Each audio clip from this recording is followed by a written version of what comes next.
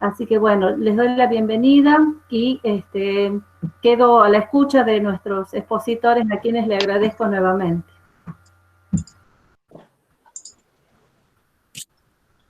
Bueno, muchísimas gracias, profe Hilda. Ahora vamos a recordarles apagar los micrófonos. Le volvemos a recordar que una vez concluida los 3 disertantes se abrirán el espacio de preguntas y David está atento en el chat. Les comentamos que este conversatorio está organizado en 3 ejes. El primer eje está a cargo del profesor Sergio Robín. Él es profesor de una materia que cursamos en la tecnicatura de primer año. La materia está asignada a procesos políticos y económicos de la Argentina y América Latina. El eje que va a presentar el profesor Robín se llama Crisis económica y social a nivel mundial en tiempos de pandemia.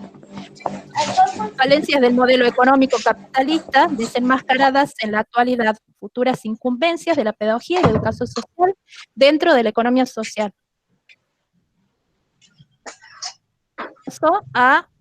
Le paso la palabra al profe Robín.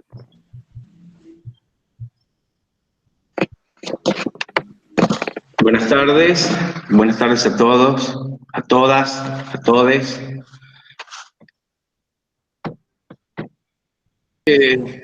Tengo que agradecer a los organizadoras y organizadores de esta reunión por la invitación. Voy a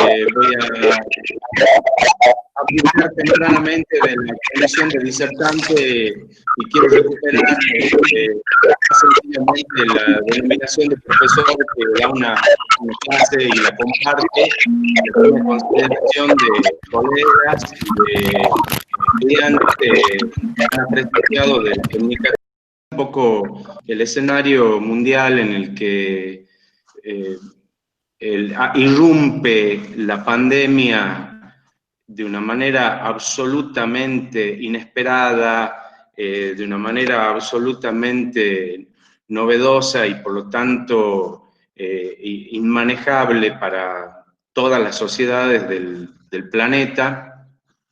Yo me gustaría utilizar unas palabras que son de John Maynard Keynes, y que las escribe en el último capítulo de su libro, probablemente su obra más importante, La teoría general del empleo, el interés y el dinero, en 1936.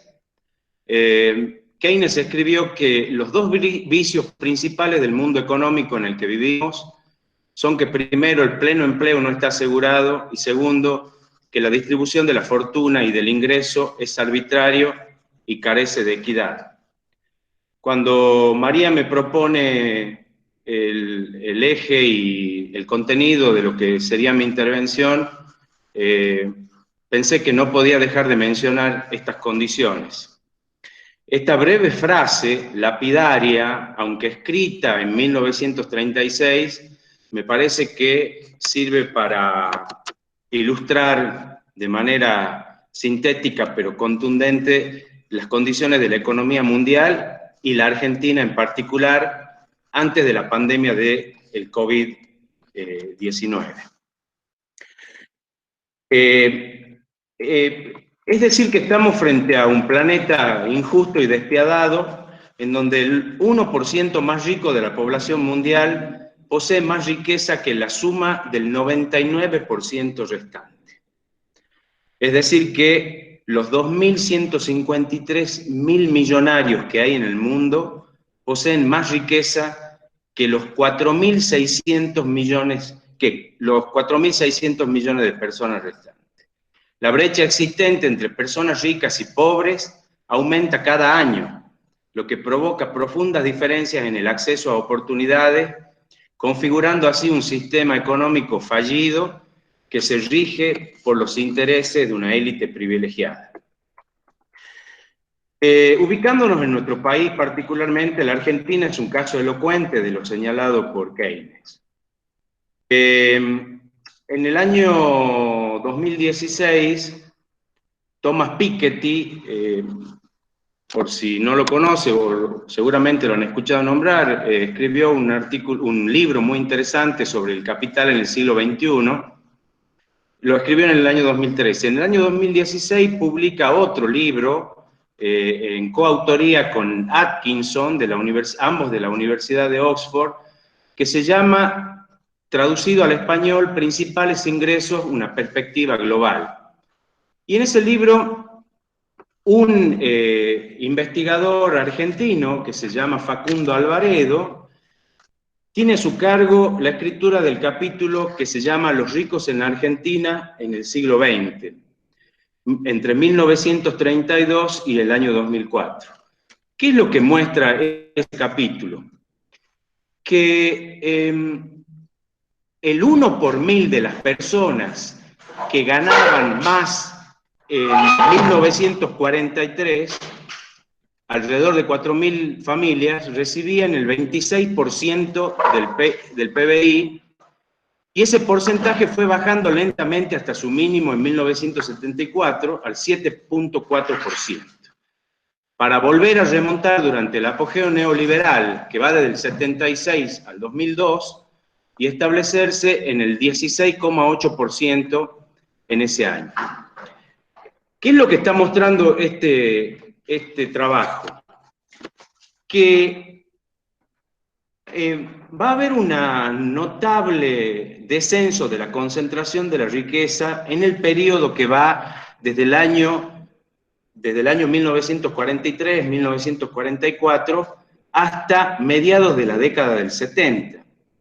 Es lo que se ha denominado en términos generales los 30 dorados años del capitalismo, caracterizados por el apogeo del estado de bienestar y del estado keynesiano como formas de organización estatal que tuvieron como efecto una mejora muy significativa en las condiciones de vida de la clase trabajadora en todo el occidente capitalista. No es casual entonces que el proceso de concentración de la riqueza vuelva a cobrar impulso a partir de la década del golpe militar del 76, que es el que va a generar las condiciones para que el neoliberalismo pueda establecerse en países como la Argentina y hegemonizar las condiciones generales de la economía durante los siguientes 30 o 40 años. Estoy hablando puntualmente del fenómeno de la concentración de la riqueza y de los efectos que esto tiene en las condiciones generales de vida de una sociedad. Y lo estoy señalando no solamente como un fenómeno argentino, sino también como un fenómeno, sino más bien como un fenómeno de alcance global. Y es por eso que lo que Keynes estaba señalando para el año, en la década del 30, luego de la Gran Depresión, puede aplicarse tranquilamente para las condiciones generales que presenta la economía planetaria en la actualidad. Ahora, ¿qué es lo que ocurre durante el predominio del neoliberalismo como modelo económico que hace que la concentración de la riqueza se produzca de manera descontrolada? La concentración de la riqueza no es un fenómeno natural. Es un fenómeno que necesita de determinados factores para poder llevarse a cabo. El neoliberalismo puede definirse en base a 4 ideas fuerza que siempre lo han caracterizado y que desde mediados de los 70 vienen aplicándose interregnos de manera más aguda y en otros menos aguda. Estas ideas fuerza que sustenta el neoliberalismo y que tienen como efecto la concentración de la riqueza, tienen que ver con el achicamiento del Estado y de su capacidad reguladora, el ajuste fiscal, la recuperación de la tasa de ganancia del capital con reducción del costo de la fuerza de trabajo.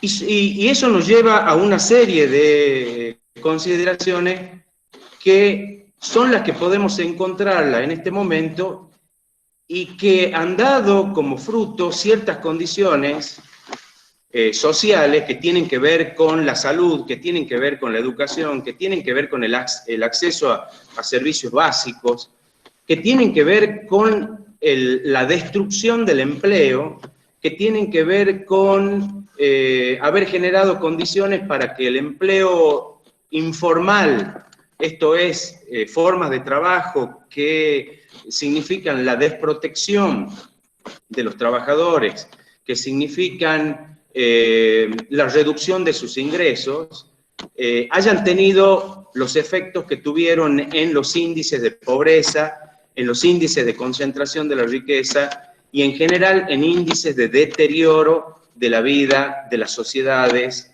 de los países.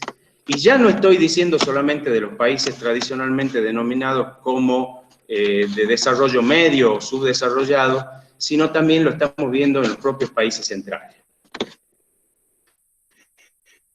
En la actualidad, las cifras muestran que la concentración del ingreso sigue siendo anormalmente elevada. El 10% de la población que percibe los ingresos más altos obtenía el 39,3% del ingreso global en el año 2003.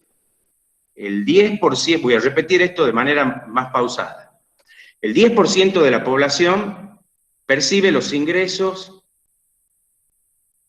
equivalente al 39% del ingreso global de toda la sociedad.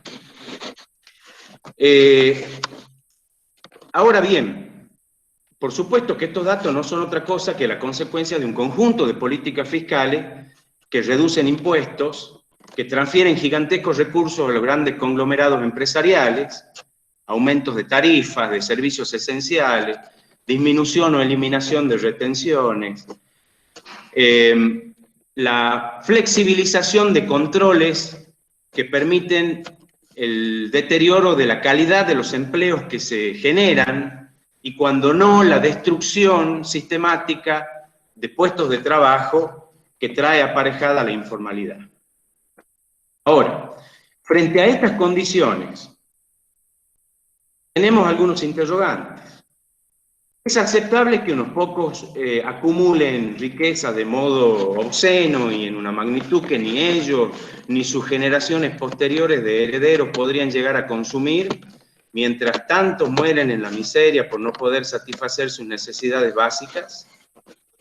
¿Es aceptable que quien genera valor con su trabajo esforzado solo reciba la paga necesaria para su subsistencia, arriesgando incluso su reproducción como clase?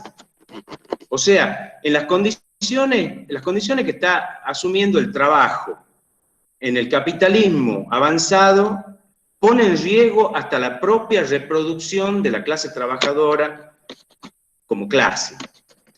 Mientras que quien se enriquece ni siquiera conoce los lugares y las formas en las que se generan esa fortuna.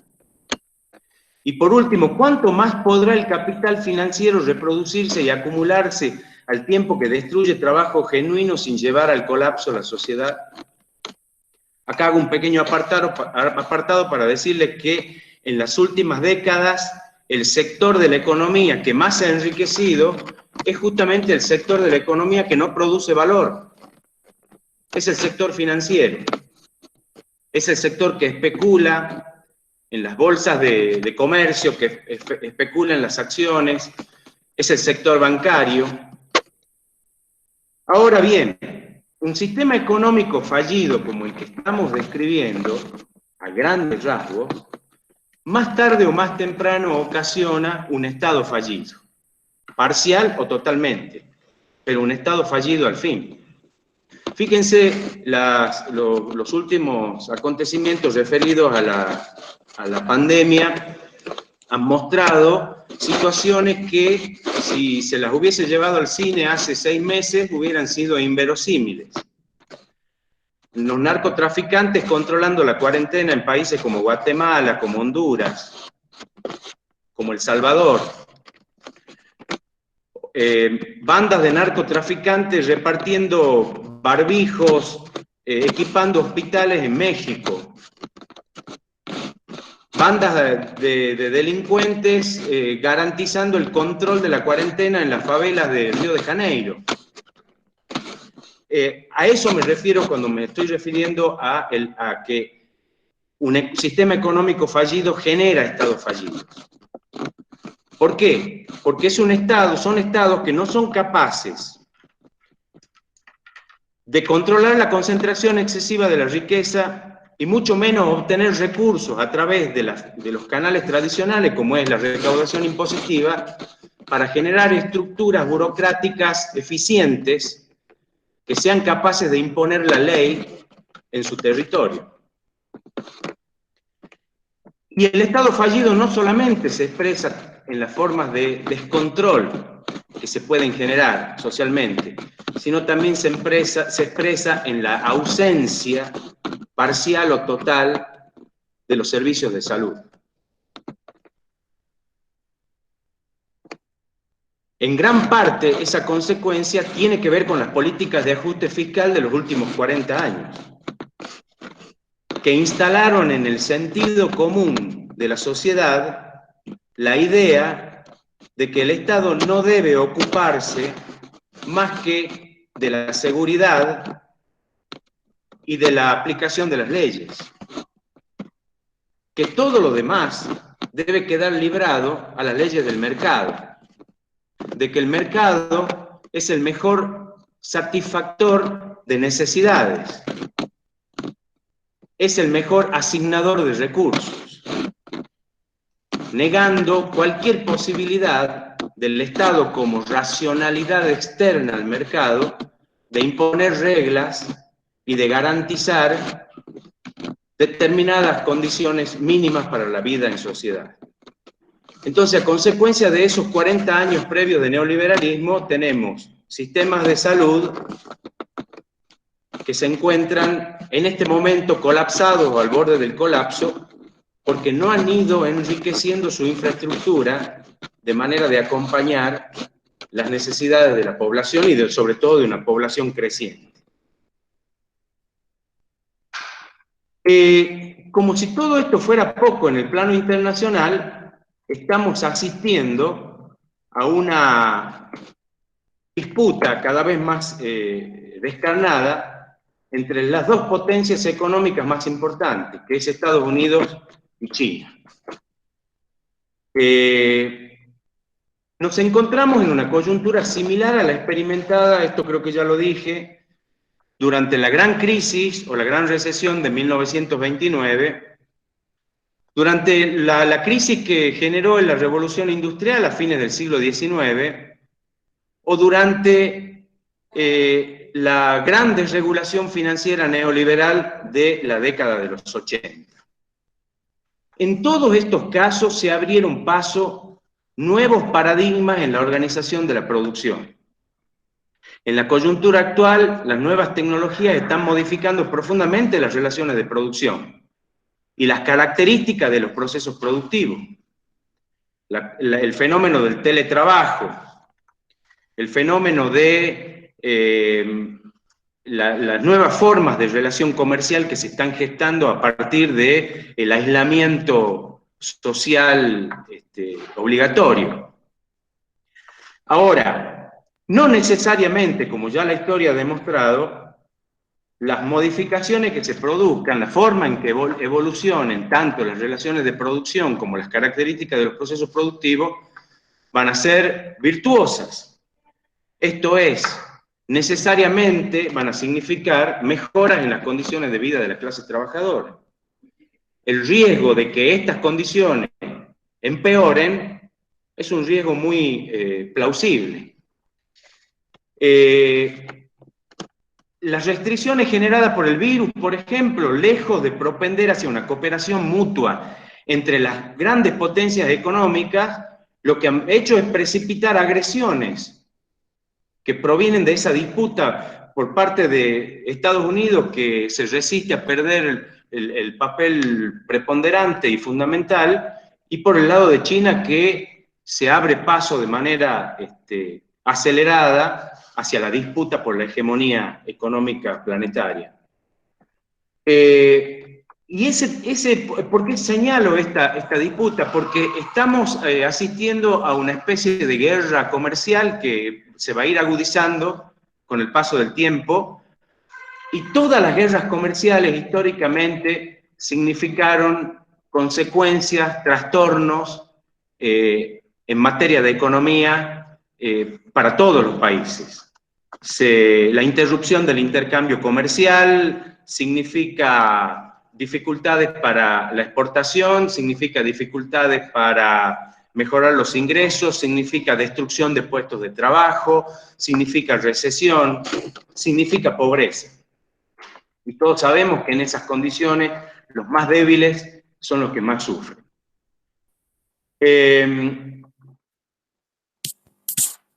No es mi intención tener una visión oscura y derrotista o pesimista de la realidad, pero estamos frente a lo que los sociólogos están denominando un hecho social total. La pandemia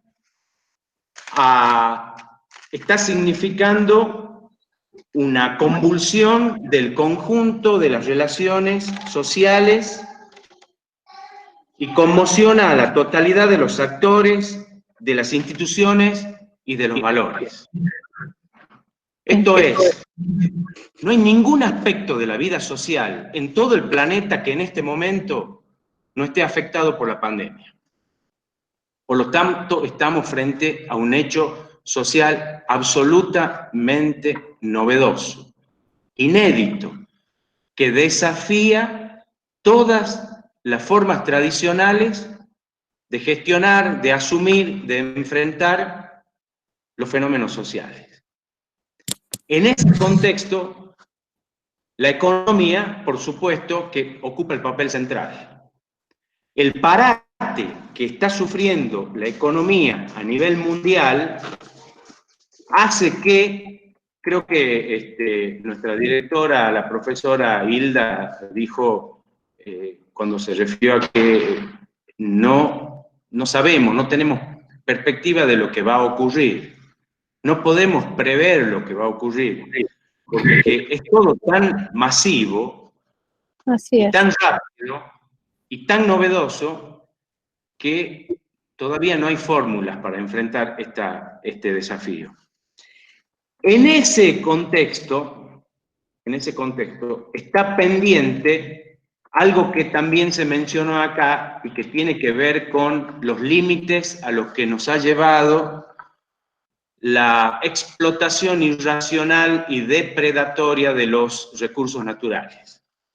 El mundo no va a resistir 40 años más de explotación de sus recursos naturales al ritmo que lo venimos haciendo, al ritmo que el capitalismo lo viene haciendo. Así es, profe. Sí, ya estamos en tiempo. Estamos en tiempo, que es necesario y que actual pensarnos en esta situación. Estamos en tiempo cumplido.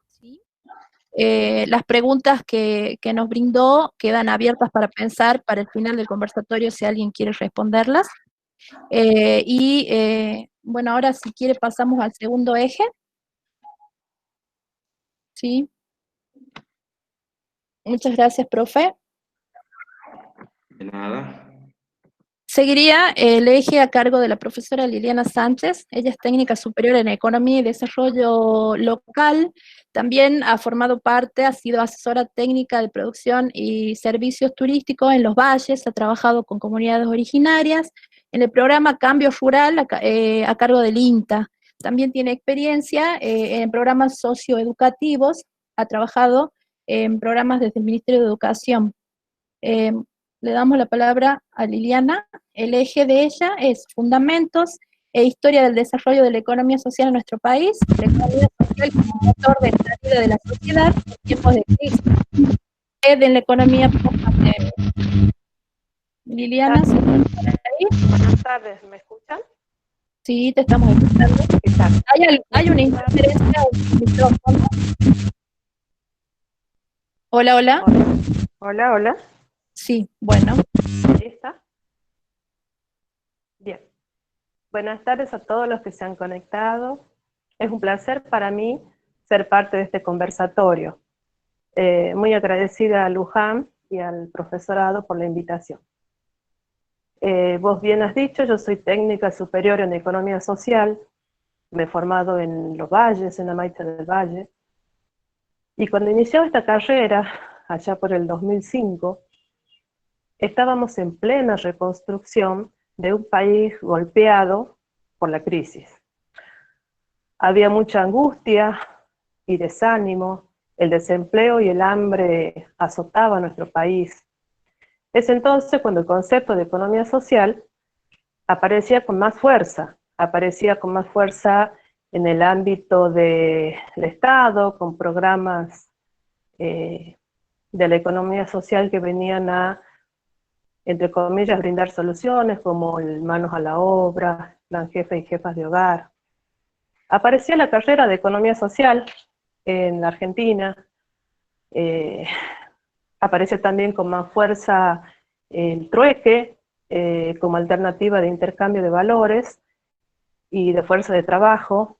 Aparecían las ferias agrícolas, las productivas y las ferias de servicios que permitían a las personas que estaban fuera del sistema económico y laboral insertarse. La carrera de economía social era una carrera prometedora en ese momento, ya que venía a ofrecer herramientas a la sociedad para pararse frente a la tremenda situación que bien describió históricamente el profesor. Está claro que esta actividad económica aparece de forma recurrente a lo largo de la historia, donde las divisas no son la solución, y la humanidad busca mecanismos de adaptación, ¿verdad?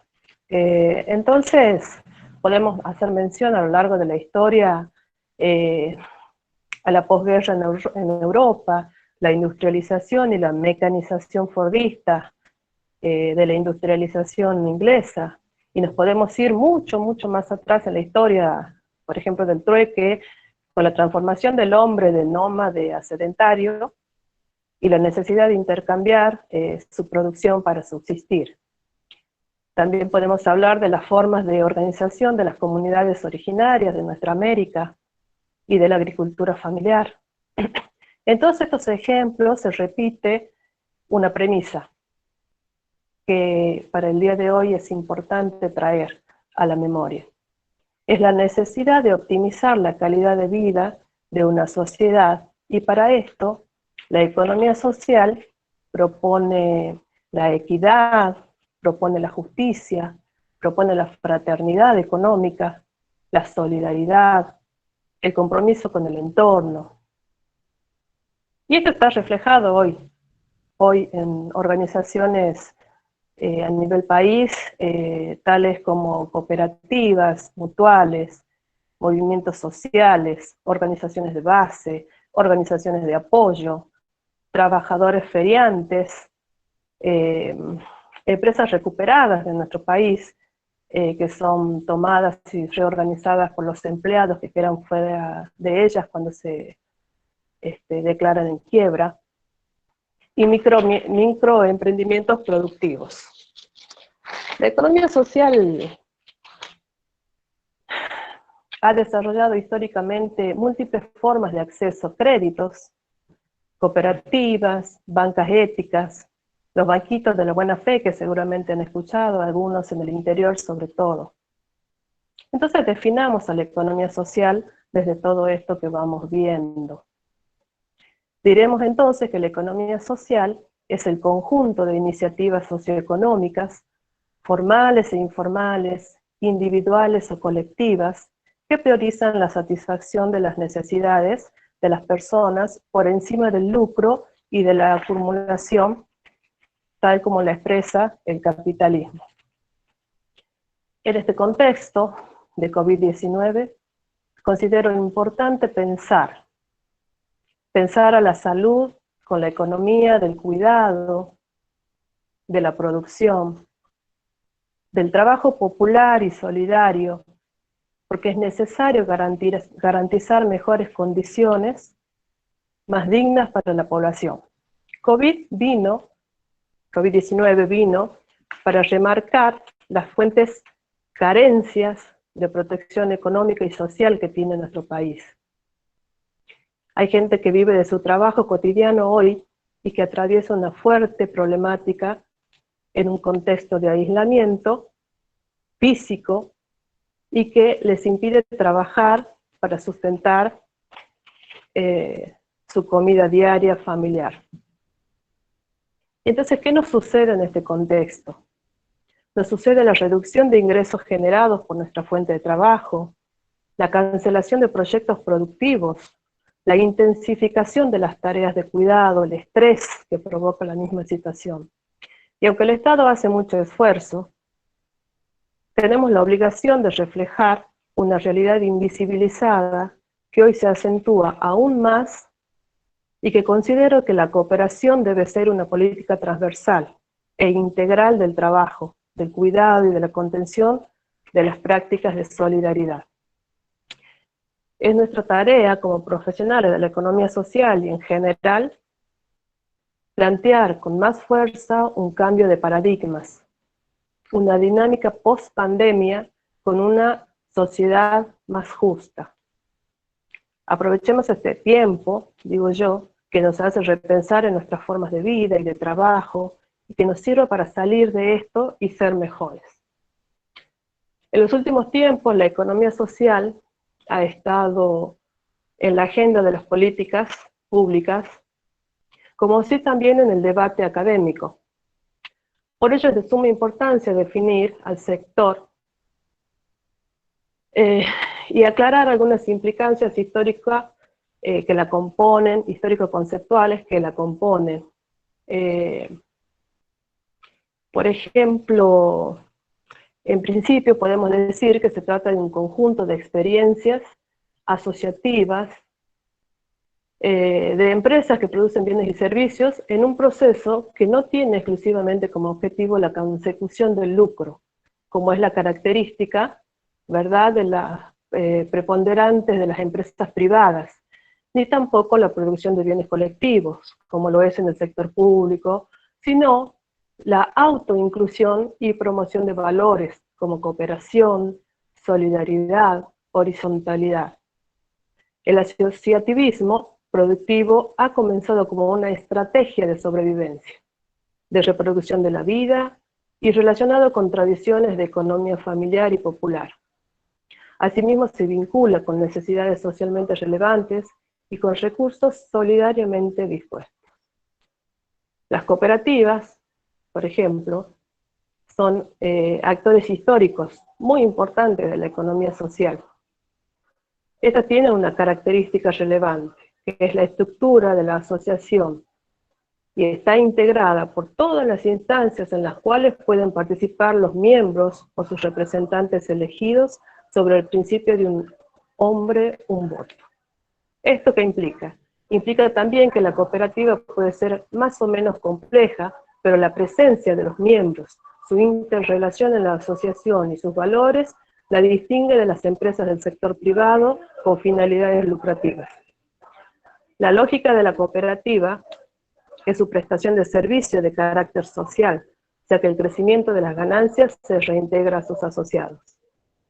Los principios básicos de las cooperativas son la adhesión abierta y voluntaria, la gestión democrática por parte de los asociados, la participación económica de asociados, la autonomía e independencia, la educación, el entrenamiento e información, y la cooperación entre cooperativas y el compromiso con la comunidad. En estos largos siglos, esta organización se fue diversificando al calor del desarrollo industrial.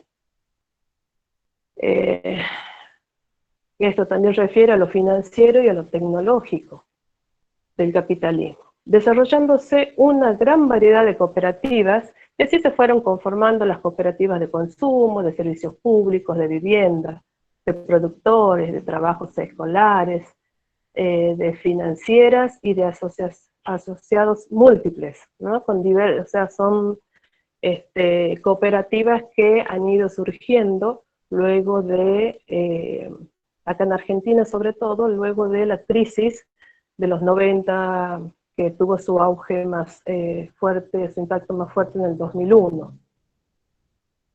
Otra de las formas de organización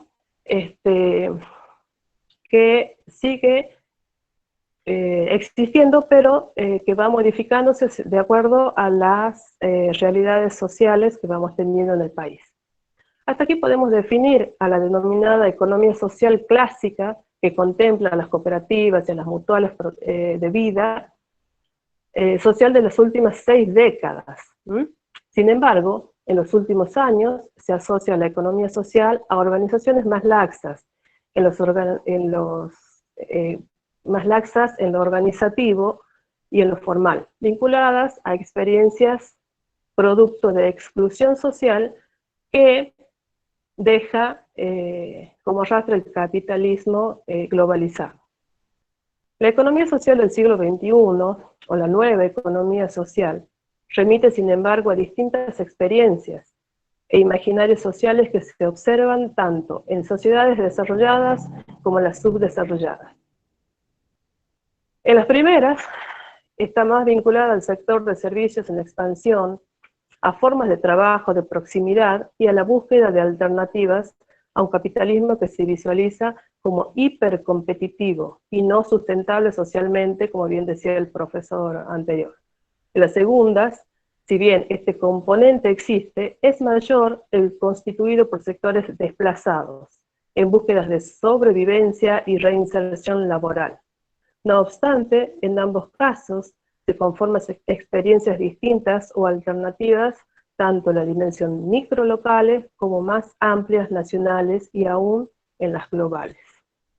Entonces, el concepto de economía social surge a mediados del siglo pasado como una solución a la desigualdad que el sistema genera y propone prácticas alternativas al capitalismo, mediante la aplicación de valores universales como la equidad, la justicia, la fraternidad económica, la solidaridad social, el compromiso con el entorno y la democracia directa.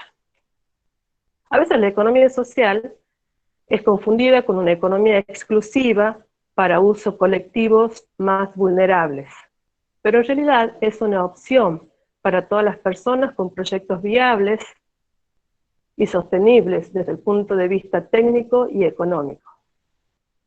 Conviene destacar que la economía social lleva consigo la puesta en práctica de unos determinados valores y principios éticos que aspiran a ser normativos. Así lo es lo que recién decía, que era la equidad, la justicia, la fraternidad. Entonces, a pesar de que en muchas ocasiones se unen indistintamente los aspectos de economía social y la economía solidaria, en realidad no son lo mismo, aunque la tendencia actual sea usarlas de forma complementaria. También se usan términos como economía popular o economía comunitaria, y es un concepto, la economía social es un concepto integrador, que aúna perspectivas de diferentes corrientes de la economía alternativa: el desarrollo humano sostenible, la economía ecológica, la economía igualitaria, la inclusiva, así como la del buen vivir de los pueblos originarios. Y en general todos estos conceptos buscan poner en el centro del análisis a las personas y sus condiciones de vida, vincular sus trabajos con la producción socialmente necesaria y con la satisfacción de necesidades básicas, apostando por otra economía más justa. En consecuencia, la situación social en Argentina no solo significa una situación con grandes bolsones de pobreza, desigualdad y exclusión social, sino también gran fraccionamiento y heterogeneidad de los actores de la economía social. Por ello es de suma importancia pensar lineamientos de política social asociados a la construcción de políticas públicas, teniendo en cuenta a los protagonistas realmente existentes.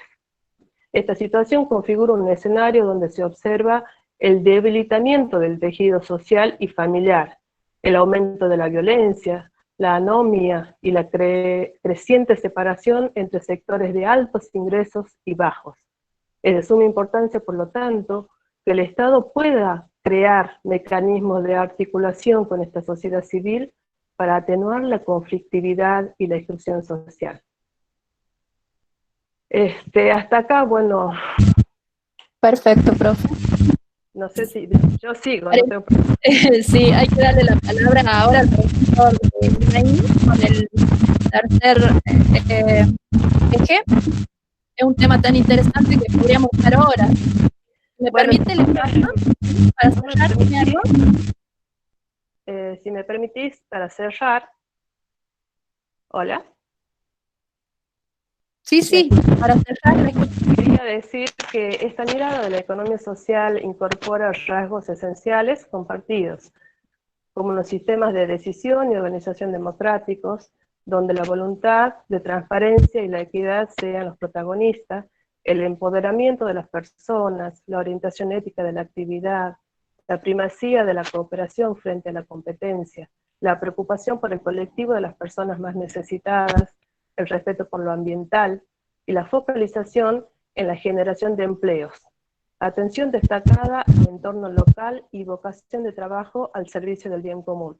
Y déjame que, bueno, para la próxima deje abierta la idea de la economía circular, que es el término nuevo en el cual se engloba también a la economía social. Bueno, muchas gracias por el... Perfecto. Muchísimas gracias, profe Lili. Ahora, sí, ¿me escuchan bien? Hola, hola. Hola. Ahí está. Sí. Estamos por pasar al eje 3, la economía social y cooperativismo. Este eje va a estar a cargo del profesor José Luis Imaín. Él es del equipo directivo del Instituto Técnico de la Universidad, también es vicepresidente del Colegio de Profesionales Técnicos de Tucumán, es miembro de la COLACOT, de la Confederación Latinoamericana de Cooperativistas de Cooperativas de Trabajadores. También es un trabajador activo en lo que son las asociaciones civiles, las cooperativas y lo que boga por la economía social. Le doy la palabra al profe Imaín. Nos está quedando un poco, unos 10 minutos y 15 minutos y abrimos unas preguntitas. Si no tenemos tiempo para las preguntas, las pueden ir dejando escritas, ¿sí? Y al final, con David que está en el chat, las leemos. Profe, le dejo abierto su espacio. Muchísimas gracias. ¿Me escuchan ahí? Sí. Muchísimas gracias. Bueno, antes que nada, muchísimas gracias a todos los organizadores de este evento, a todos los estudiantes que van a graduarse y que tienen este genuino interés en lo que es la economía social, en lo que significa introducirse en los valores y los principios del cooperativismo. Yo quiero aportarles, como parte de la charla, es necesario que todos se piensen actores transformadores de la sociedad. Estudiar los valores y principios del movimiento cooperativo, algo que está en la garantía de la ley. Por ejemplo, la ley 106, la educacional, en diversos ángulos, está planteada. ¿Me escuchan ahí ahora? Ahí Sí, se perfecto. mejoró un poco. Siga, profe. Bueno.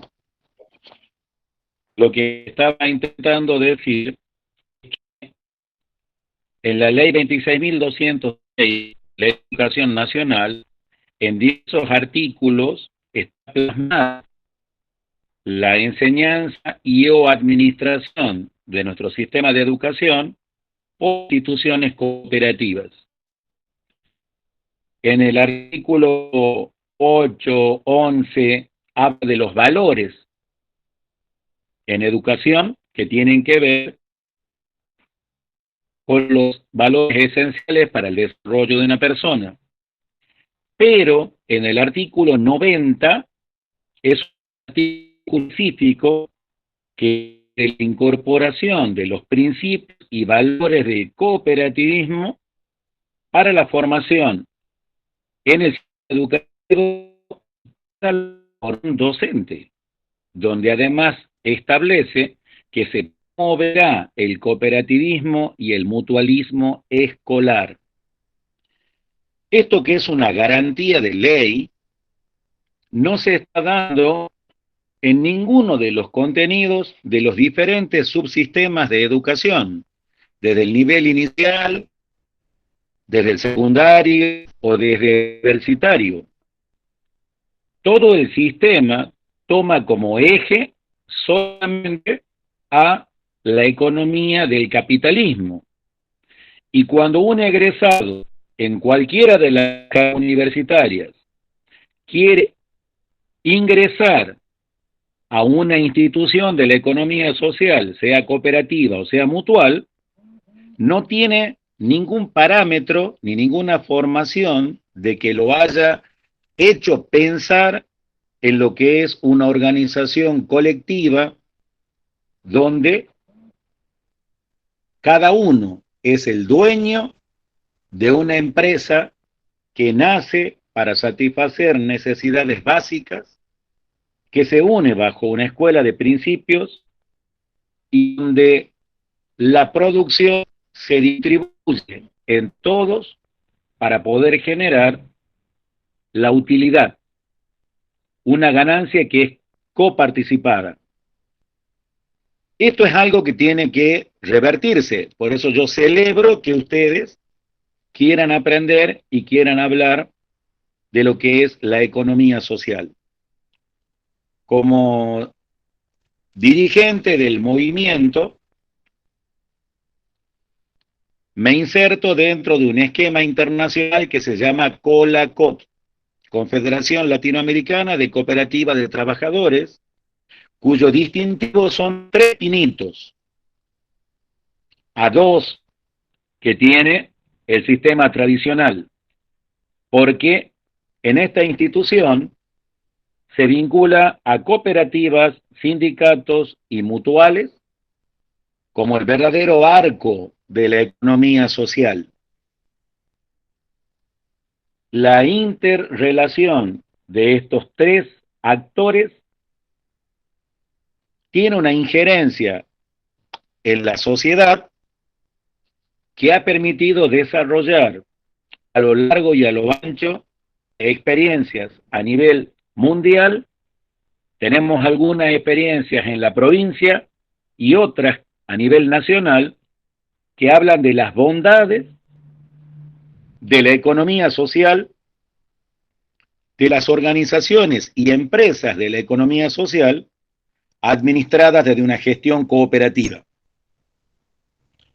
A nivel internacional, pueden buscar lo que es Mondragón en España y cómo hoy se han desarrollado teniendo filiales en diferentes lugares del mundo, inclusive en la República Argentina, donde esta organización del pueblo de Mondragón, bajo los principios cooperativos, ha hecho que haya por lo menos 150 cooperativas educativas, que haya cooperativas de transporte, que haya cooperativas de trabajos, llegando a tener un salario muy por encima del medio de los países europeos.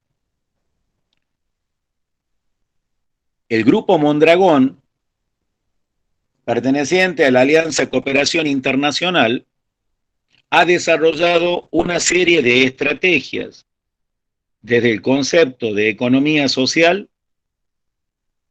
que se han diversificado y que contienen no tan solo las herramientas para la producción, sino también las herramientas de ahorro y crédito, sistemas bajo banca ética que permite financiar y promover proyectos y emprendimientos de gestión asociativa.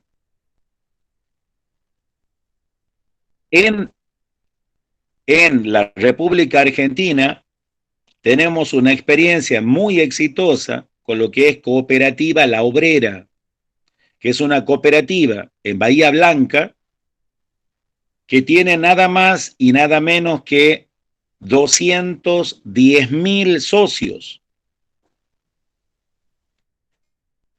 El no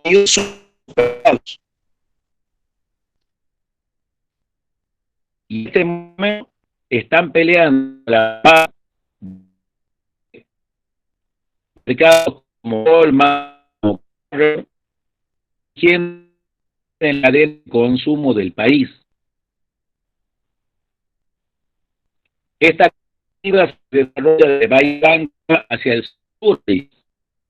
Sería buscarlo en internet para que vean las bondades que tiene la cooperativa y donde dentro de los valores principios del cooperativismo, cómo reinvierte en la sociedad.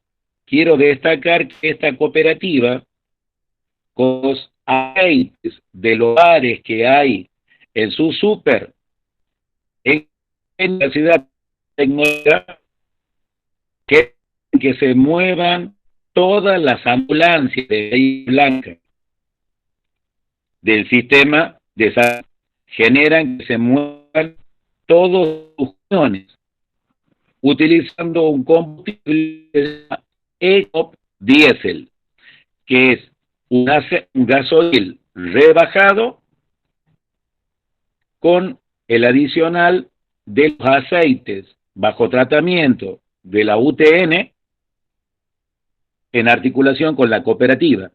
Y ellos garantizan que todas las ambulancias no le falte combustible. Por ejemplo, en Tucumán hemos tenido una experiencia con una cooperativa que se llamó Campo Herrera, donde la cooperativa de Campo Herrera fue ícono en toda América por la organización, pero una organización que nace desde un pueblo en el sustrato más básico, que eran los peones, los trabajadores del surco, que se organizaron en torno a una cooperativa para poder desarrollar su actividad laboral.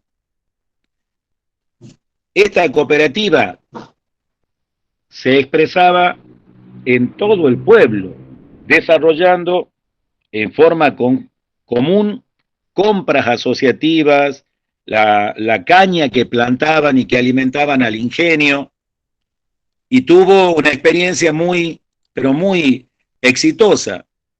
¿Qué es lo que falló en la cooperativa para que no siga su permanencia?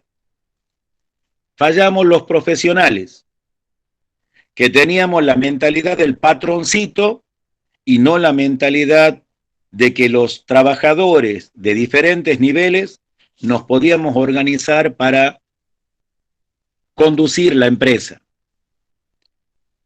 Los ingenios le debían 3 y 4 zafras a la cooperativa y sin embargo quebró la cooperativa y no el ingenio que era deudor. Fíjense en eso, lo que significa cuando nosotros no tenemos la mentalidad para integrar una empresa de la economía social con valores y principios que nos hermanan, nos igualan en la palabra, en la acción y en la gestión de esa empresa. Dentro de ese movimiento surgió un dirigente que se llamó Raúl Sánchez, en el ingenio Aguilares, que cuando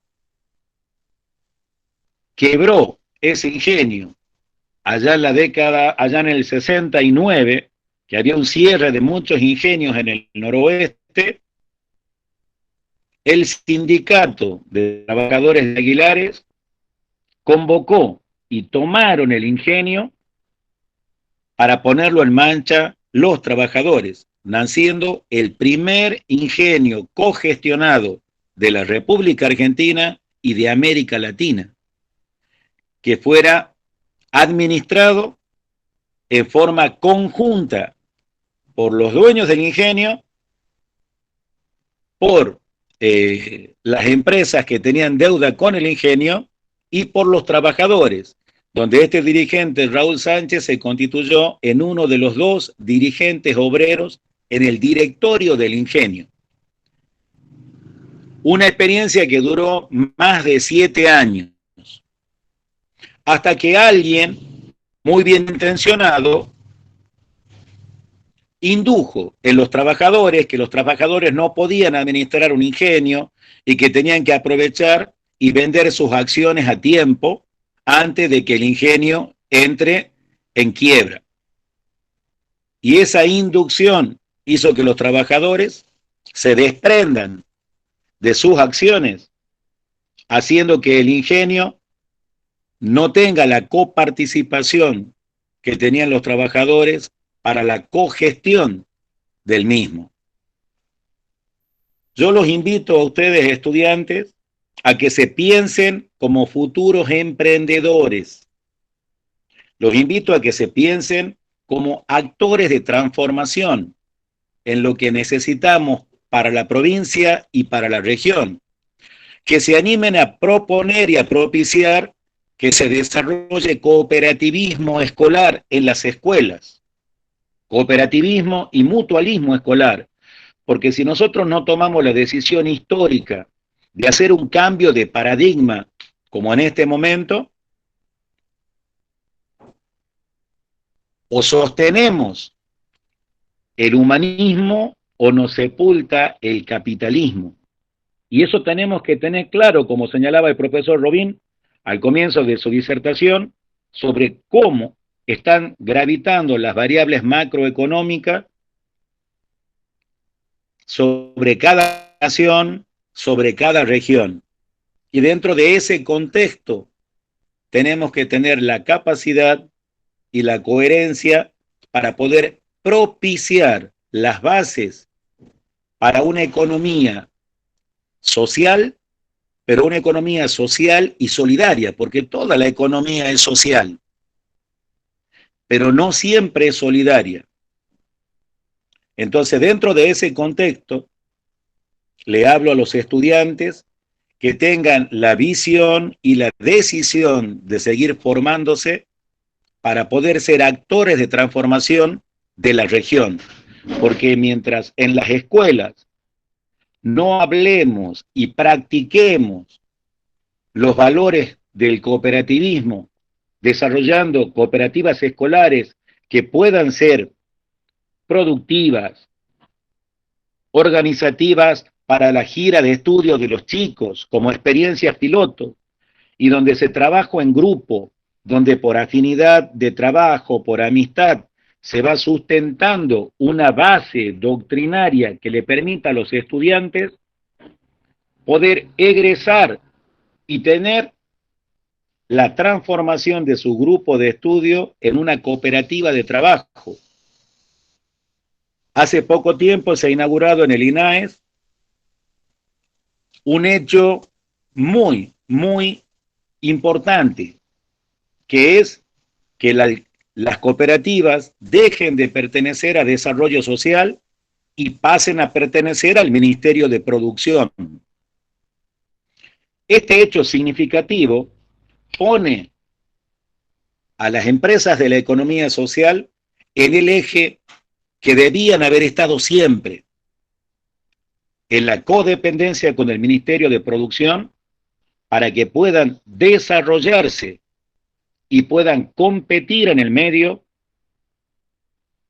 con valores éticos, con valores morales, pero con una administración cooperativa que hace la diferencia.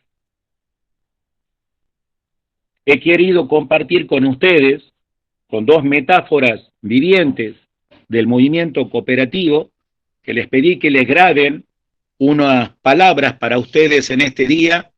Una con el contador Juan Carlos Fisore, que es ex presidente de Cooperar, Confederación de Cooperativas de la República Argentina, con quien tuve la suerte de firmar un convenio cuando me desempeñaba como secretario adjunto de mi federación, de FEDUN, a nivel nacional, Federación de Docentes de Universidades Nacionales, para colaborar con el movimiento cooperativo en asistencias técnicas y en reciprocidad.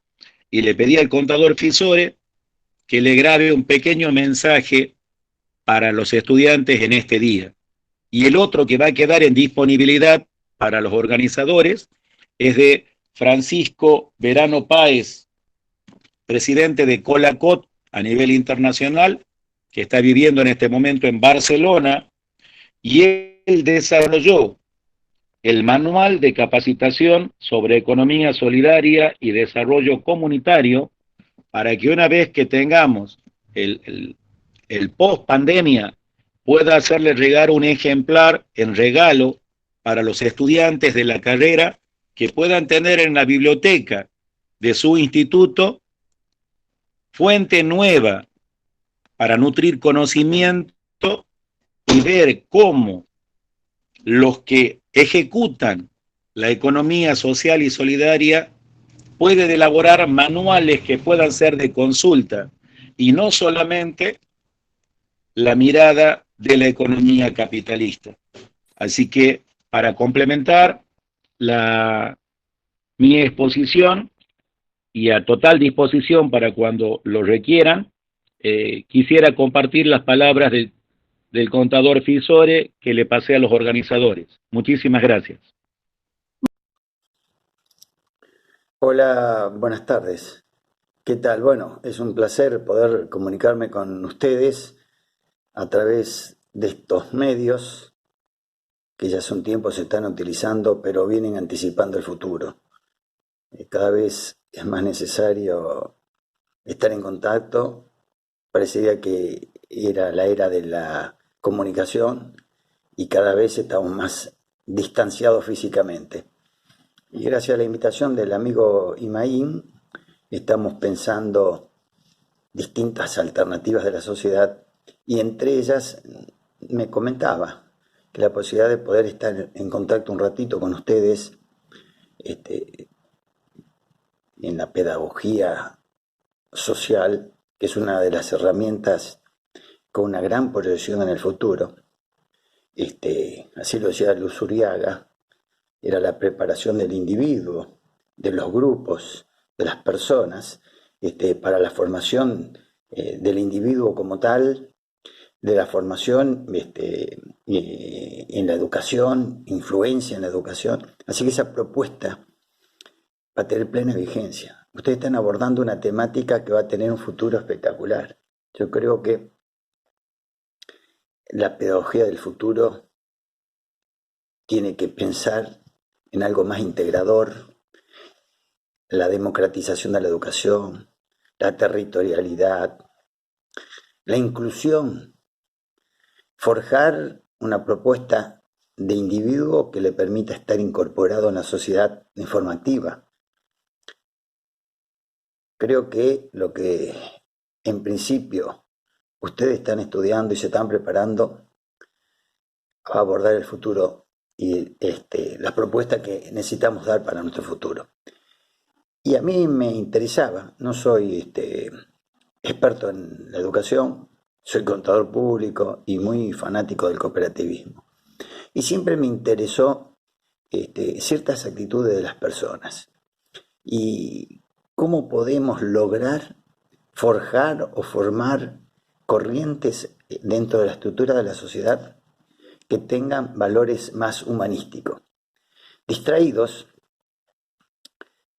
absorbidos por la demanda de satisfacer necesidades en forma urgente, se ha producido una orientación hacia lo material, hacia las ambiciones desmedidas, al individualismo, y se olvidó de las conductas sociales, se olvidó de la convivencia, se olvidó de aquellos viejos inmigrantes que eran nuestros abuelos, nuestros familiares que llegaron a estas hermosas tierras donde los acogía con tanta generosidad, y ellos practicaron algo simple, de unirse, de integrarse, de dar soluciones a sus necesidades.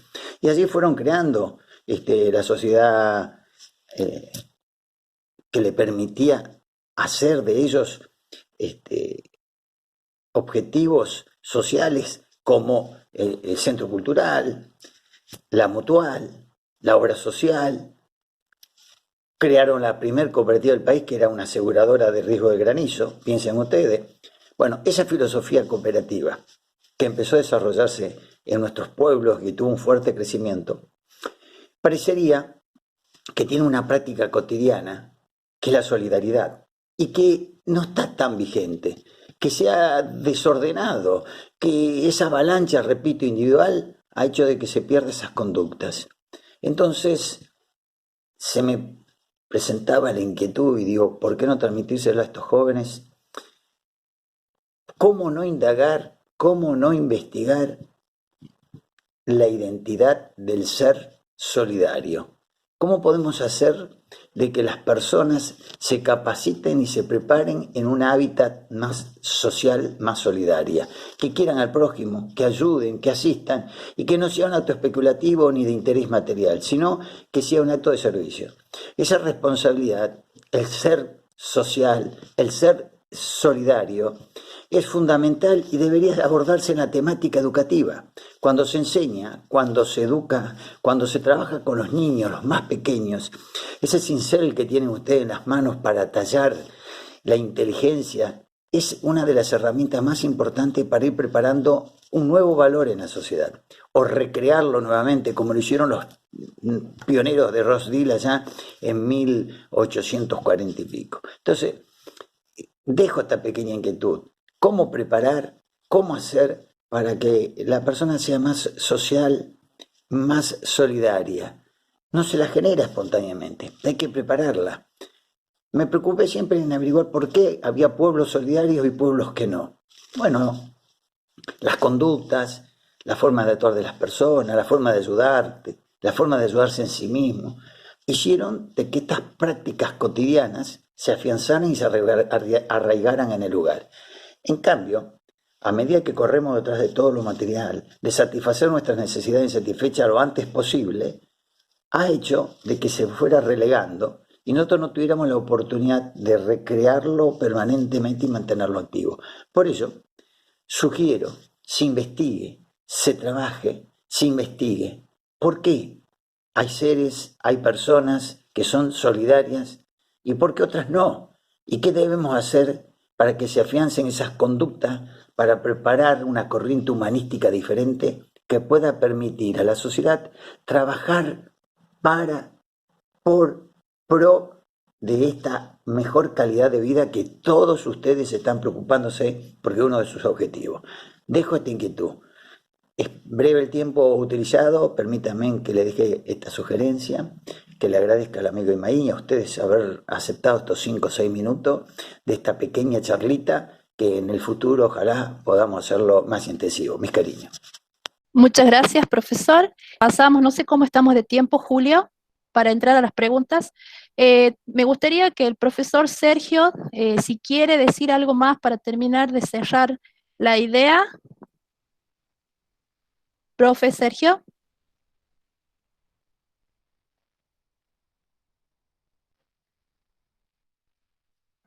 Sí. Bueno, yo dejé como abierta la última idea referida a la cuestión de la sobreexplotación de los recursos naturales, y me parece que es la que puede tener una relación, un vínculo más estrecho con lo que podemos hacer desde la pedagogía social, de la pedagogía y la educación social. El ritmo de explotación que está soportando el planeta de sus recursos naturales está poniendo en riesgo la propia supervivencia humana. Los patrones de consumo se han disparado en los últimos años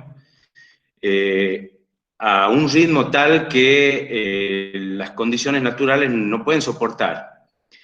Y y eso que estamos hablando de muchos miles de millones de personas que no se han incorporado a esos patrones de consumo. Es decir, estamos hablando de patrones de consumo de países como Estados Unidos o Europa, que son los más ricos. Y tenemos por detrás una serie de países, de los denominados emergentes, que pugnan por llegar a los mismos patrones de consumo. Esto es porque estamos manejándonos dentro de una cultura que hace equivaler la noción de desarrollo con la noción de consumo, de altos niveles de consumo.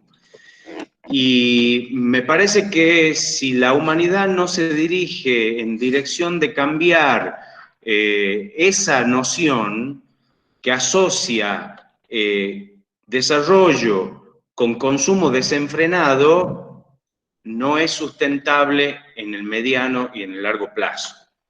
Ahora, si la noción de desarrollo no tiene que ser reducida a la noción de consumo desenfrenado, ¿cuál sería, pues, el significado que debemos otorgarle? Y yo creo que, en consonancia con los patrones de la economía social y con la filosofía de que las condiciones de vida tienen que ver con otros factores, tenemos que pensar en asociar el desarrollo con el acceso a una serie de servicios básicos, el acceso a la educación, el acceso a la salud, y el disfrute de determinados productos culturales y productos, o bienes, mejor dicho, que garanticen condiciones de vida razonablemente buenas y que tengan que ver con el bienestar humano. Ahora, para que esto ocurra, los poderosos deben renunciar al consumo desenfrenado de bienes y de servicios y generar progresivamente condiciones para que gran parte de la humanidad que en este momento se encuentra absolutamente privada del acceso a servicios mínimos pueda hacerlo y al consumo de bienes mínimos. Ahora, eso se consigue con educación y ahí es donde viene el trabajo pedagógico. Ahí es donde viene la dimensión pedagógica de la política, pero también a donde aparece una de las funciones sociales de la educación. Y yo creo que la pedagogía social es uno de los instrumentos que pueden ser pensados en esa dirección. Bueno, eso para cerrar nada más la idea, no quiero aprovechar más, no quiero abusar del tiempo. Bueno, si Luján me permite... Si Luján me permite, quiero agradecerles a todos, a cada uno, a Luján, a María Luján, a David Bursac, a Víctor y a Agostina Torti, que se han puesto al hombro este conversatorio. Excelente, muchas gracias a los expositores, nos vamos con muchos saberes nuevos, con muchas dudas, con muchas preguntas para seguir conversando y seguir pensando como institución y como educadores. Y gracias a todos los que han participado, porque realmente creo que es un espacio nuevo y pensamos nosotros que estamos haciendo un aporte desde el instituto a través de esta temática como es la economía social. Así que muchísimas gracias a todos. Luján, te dejo el cierre. Bueno, muchas gracias, directora. Estaría bueno habilitar el espacio para 2 o 3 preguntas. David, si tienes alguna pregunta para leernos que haya surgido del chat. Gracias a los expositores. Lamentablemente el tiempo de los conversatorios es así, estaría bueno una segunda edición si ustedes lo requieren. Las preguntas que queden escritas van a ser pasadas después a los mails de los expositores, ¿sí? Pónganos quiénes son, su consulta. Le doy la palabra a David. ¿Nos podés leer 2 o 3 preguntas para los profes? Bien, sí, buenas tardes a todos, todas y todes. La pregunta para la profesora Liliana Sánchez es primero que pudiera de manera sintética poder definir qué es la economía circular, ya que muchos autores y pensadores actualmente están hablando de la economía circular, Y la siguiente pregunta es para el profesor Sergio Robin, es cómo considera que nuestro país puede recuperar una economía viable y posible de sostener. Eso lo pregunta Valentina Durán. Repito, la profesora Liliana Sánchez, ¿qué es la economía circular de manera sintética?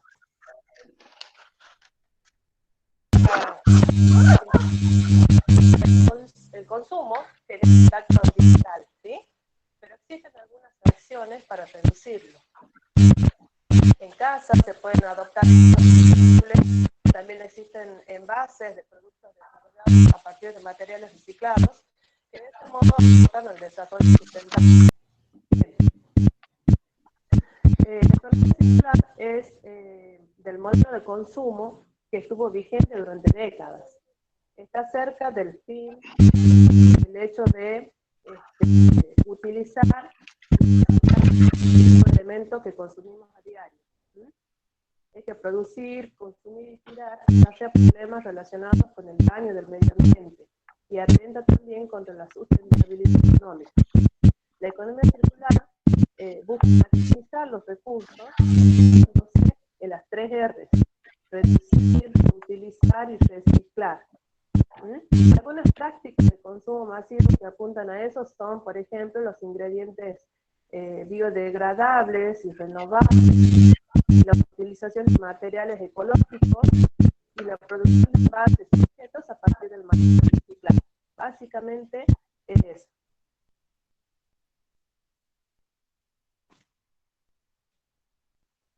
Bien, bien, bien. Muchas gracias, profe.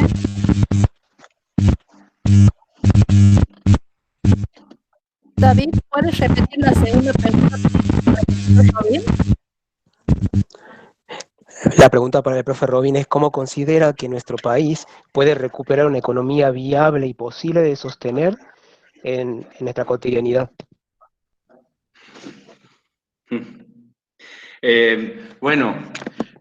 Si yo tuviera la respuesta acabada para esa pregunta, le estaría golpeando la puerta a Martín Guzmán porque quisiera un lugar ahí. Yo quiero responder solamente con uno de los aspectos que creo que son centrales de todo un abanico de medidas que deberían tenerse en cuenta y que por supuesto yo no estoy en condiciones de dar una respuesta para eso, pero sí creo, porque ya se hizo en otros periodos de nuestra historia con muy buenos resultados, y es que el Estado sea capaz de recuperar una banca estatal con capitales suficientes como para poder estimular la inversión a tasas bajas, a tasas subsidiadas, de pequeñas y medianas industrias, incluidos emprendimientos cooperativos y formas de organización económica de esas características.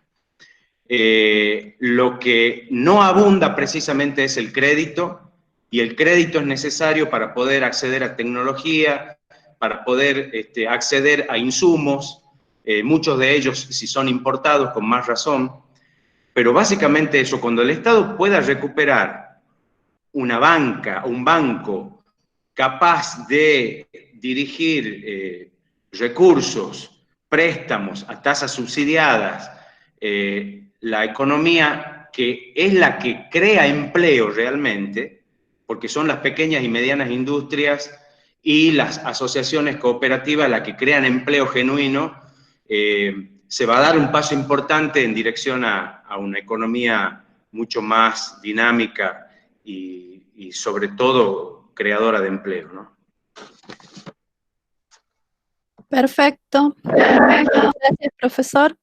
Si alguien quiere hacer una pregunta en vivo y quiere habilitar su micrófono. Sí. ¿Para alguno de los insertantes?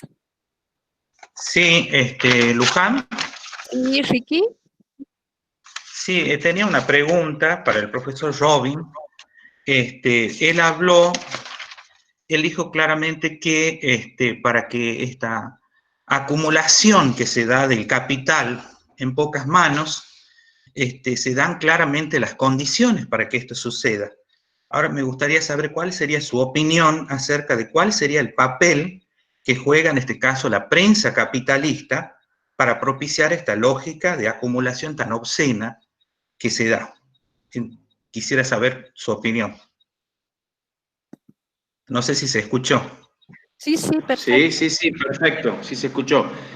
Bueno, vos estás señalando uno de los elementos que son centrales en la construcción de sentido. Esto es, miren, históricamente el keynesianismo fue central como pensamiento económico durante más de 30 años.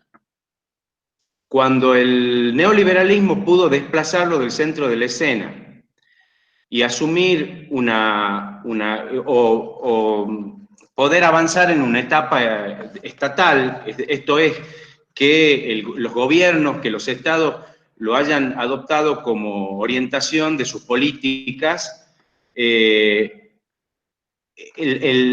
logro de esta capacidad estuvo acompañada previamente de la construcción de sentido. Esto es, en la opinión pública, instalarse como la mejor forma de concebir las relaciones entre economía y Estado.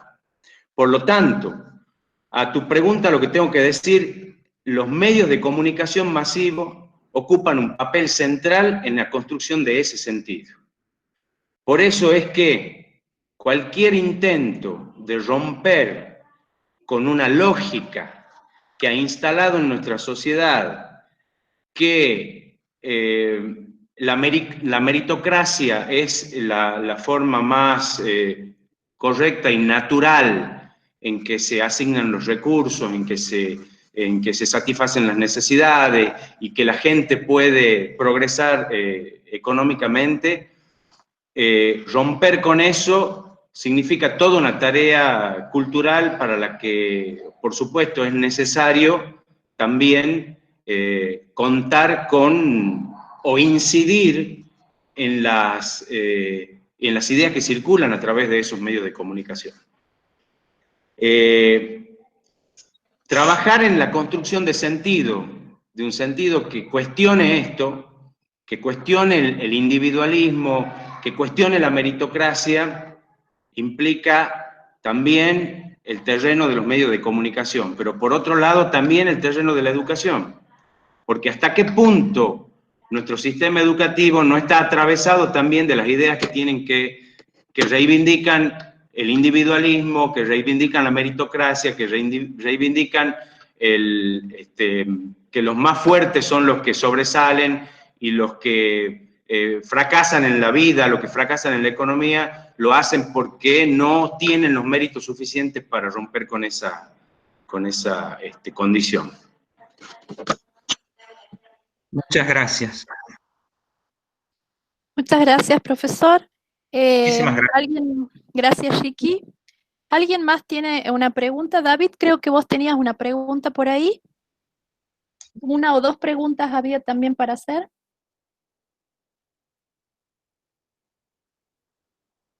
Sí, hola, perdón. Efectivamente, para el profesor José Luis Gramaín, quisiéramos consultarle qué son las compras solidarias del cooperativismo.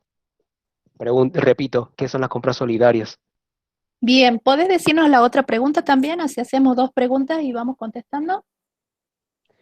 Bueno, la otra pregunta es más que nada una reflexión sobre cómo van a conocer actualmente los estudiantes de nivel superior universitario y no universitario referido a la economía, ¿no? Y por qué las universidades actualmente no enseñan sobre economía social.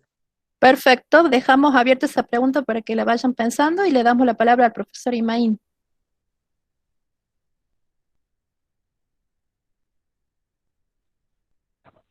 ¿Escuchan?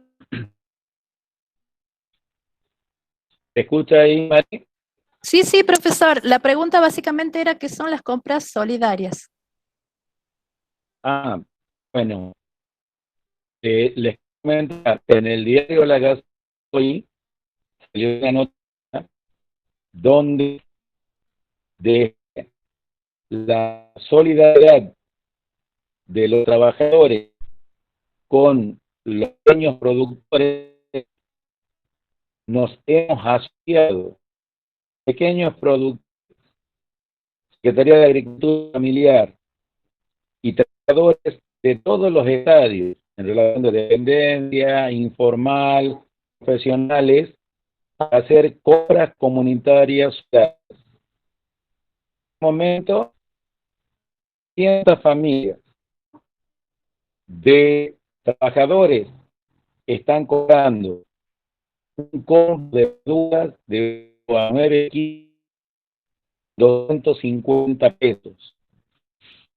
Era pesado un mes de semana atrás. El mundo va a dolería grande o va y está gastando fortuna en lo que es la alimentación, porque la acumulación del capital en las empresas de la alimentación no tiene nada que permita a la economía social poder arribar una propuesta hacia la población.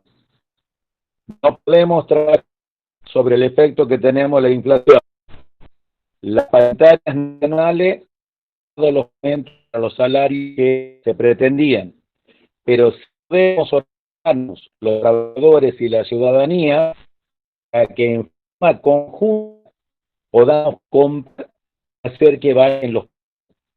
Así que hoy estamos a práctica generando la parte que podría llegar a ser en mediano plazo el obrero, como se tuvo en la década de 70 en la provincia de Tucumán, y que era un súper de estructura cooperativa que satisfacía las necesidades de la población en su conjunto y sustentado desde los trabajadores a través de los diferentes sectores. Quiero que sepan que hoy, entre lo que compran los trabajadores y lo que distribuye la Secretaría de Agricultura Familiar, 1.300 familias están consumiendo de calidad directamente de los pequeños productores, balanceada nutricionalmente y generando doble efecto de esperanza en que se han podido asociar para comprar a menor precio, de mejorar su calidad alimentaria y su sistema inmunológico, y con la solidaridad que tiene Tucumán de que cada uno llega al vecino, al integrante de la familia, esto que es una buena nueva para ellos. Eso en respecto a lo que hoy está pasando con las compras comunitarias solidarias que salió en la Gaceta y de donde me toca ser coordinador en la CGT sobre este programa que estamos impulsando. Perfecto, muchas gracias, profe. A ver, paso en limpio más o menos porque se escucha un poco cortado. Nos dijo que se agrupan trabajadores junto con cooperativas, 500 familias hoy están comprando un combo de verdura de 9 kilos a 250 pesos. O sea, muchísimo más barato de lo que se puede adquirir en las grandes verdulerías, los grandes almacenes, las grandes cadenas de mercado. Esto permite que no haya una acumulación de capital en pocas manos. Básicamente es eso. Hoy salió en la Gaceta un artículo, se los recomiendo, está en la parte de sociedad, aparece el profesor, ahí tienen más información si quieren ver sobre compras solidarias. Muchas gracias, profe. La otra pregunta, decía David. ¿Estás por ahí? Sí, aquí estoy. No, bueno. La pregunta más es una reflexión, es en realidad por qué actualmente en el sistema educativo de nivel superior universitario y no universitario no se enseña economía social, sino que más bien se está enseñando economía del mercado o econometría, y por qué las universidades o los terciarios no están enseñando dentro de sus planes de estudio economía social. Bien, muchas gracias. Bueno. No sé qué profesor quiere contestarla. Le doy la palabra. Yo quisiera aportar cortito al respecto, Mari, es que mientras no tengamos el cambio de paradigma de pensar que la economía cooperativa no es una economía de pobrecitos, entonces vamos a poder generar empresas y generar el cambio de paradigma para que se puedan dar variables para el desarrollo, como hablaba el profesor Robin, desde una cultura asociativa. Hay que considerar la cultura del trabajo. Yo conozco estudiantes que han querido presentar proyectos de tesis con soporte cooperativo y no le han aceptado en la Facultad de Ciencias Exactas, más concretamente en la carrera de la Tecnicatura en Iluminación. Un estudiante egresado del Instituto Técnico quiso presentar un proyecto de iluminación para Lomas de Tafí con una estructura cooperativa, no se lo permitieron. Entonces, hasta que los docentes no hagan cambio de paradigma y encuentren que el movimiento cooperativo no es una economía de pobrecitos, sino es una economía de regulación y que tiene un impacto en el PBI, todavía no el que quisiéramos, vamos a seguir teniendo esta cuestión.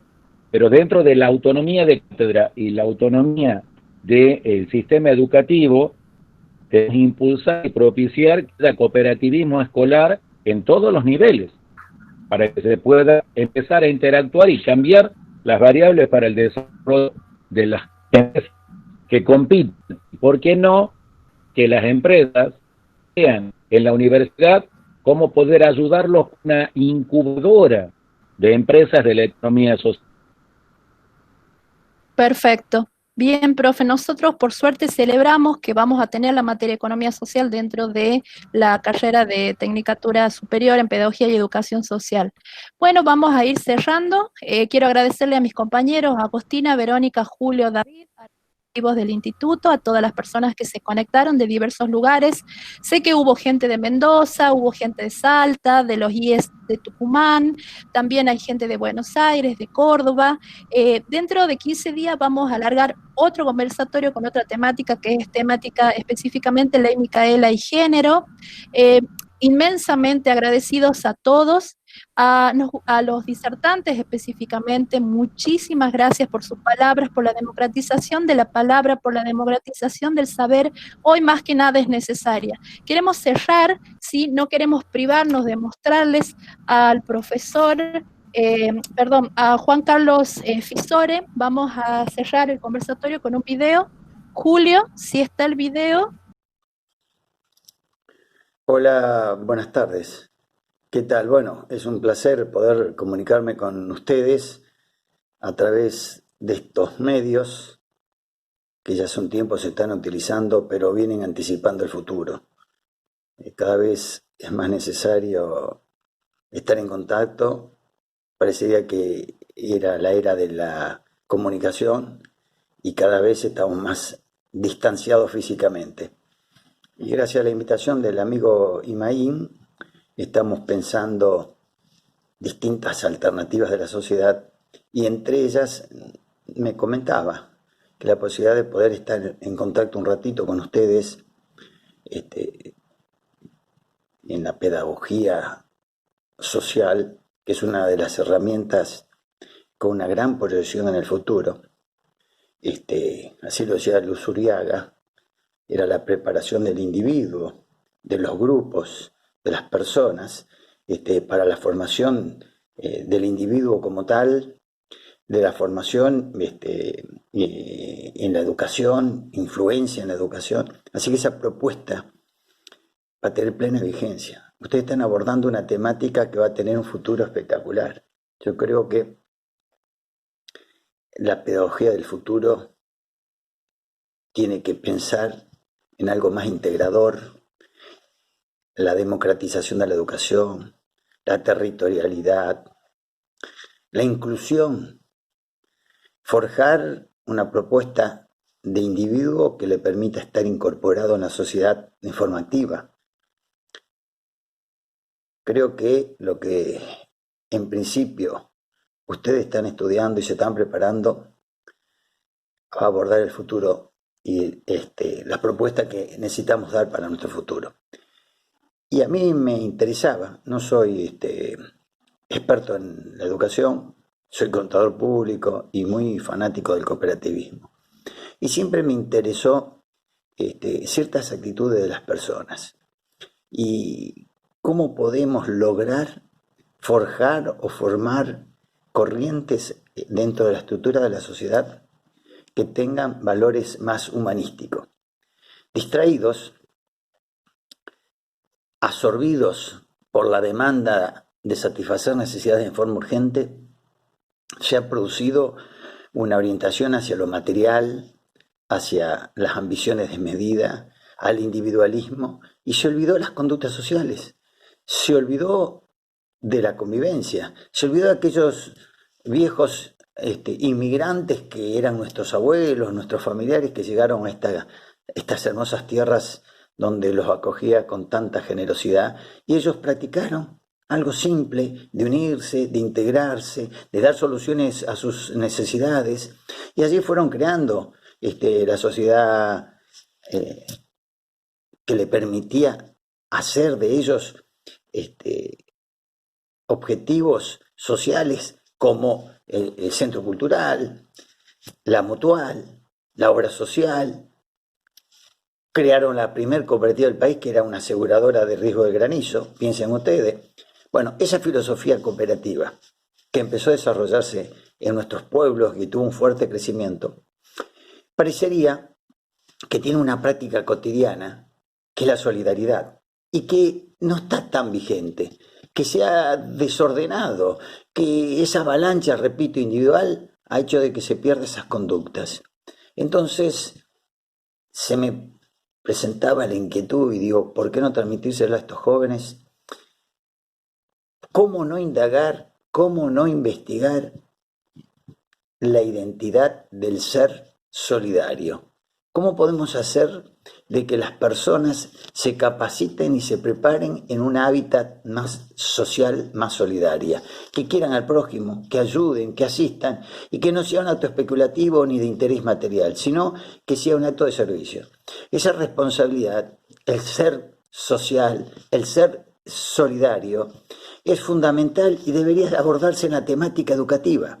Cuando se enseña, cuando se educa, cuando se trabaja con los niños, los más pequeños, ese cincel que tienen ustedes en las manos para tallar la inteligencia es una de las herramientas más importantes para ir preparando un nuevo valor en la sociedad, o recrearlo nuevamente, como lo hicieron los pioneros de Rochdale allá en 1840 y pico. Entonces, dejo esta pequeña inquietud. ¿Cómo preparar, cómo hacer para que la persona sea más social, más solidaria? No se la genera espontáneamente, hay que prepararla. Me preocupé siempre en averiguar por qué había pueblos solidarios y pueblos que no. Bueno, las conductas, la forma de actuar de las personas, la forma de ayudarte, la forma de ayudarse en sí mismo, hicieron de que estas prácticas cotidianas se afianzaran y se arraigaran en el lugar. En cambio, a medida que corremos detrás de todo lo material, de satisfacer nuestras necesidades insatisfechas lo antes posible, ha hecho de que se fuera relegando y nosotros no tuviéramos la oportunidad de recrearlo permanentemente y mantenerlo activo. Por ello, sugiero, se investigue, se trabaje, se investigue. ¿Por qué hay seres, hay personas que son solidarias y por qué otras no? ¿Y qué debemos hacer para que se afiancen esas conductas, para preparar una corriente humanística diferente que pueda permitir a la sociedad trabajar por pro de esta mejor calidad de vida que todos ustedes están preocupándose porque es uno de sus objetivos? Dejo esta inquietud. Es breve el tiempo utilizado, permítanme que le deje esta sugerencia, que le agradezca al amigo Imaín y a ustedes haber aceptado estos 5 o 6 minutos de esta pequeña charlita, que en el futuro ojalá podamos hacerlo más intensivo. Mis cariños. Bueno, mientras vemos si podemos ver el video, quiero decirle a David que en el profesorado de Economía en el IES Lola Mora se enseña la materia Economía Social y Desarrollo Sustentable, y la profesora Dorita Soria, que nos ha acompañado hoy, es la profesora que trabaja esta asignatura. Así que hay algunos lugares quizás no tan conocidos, pero sí se está enseñando esa materia en el nivel superior en Tucumán. Bueno, creo que podemos cerrar, Luján, ¿te parece? Agradeciéndole a todos, ¿sí? Queda el video pendiente para poder compartirlo. Y bueno, muchísimas gracias. Un abrazo a cada uno. Un abrazo a todos. Muchas gracias. Saludos. Los esperamos en el próximo. Gracias.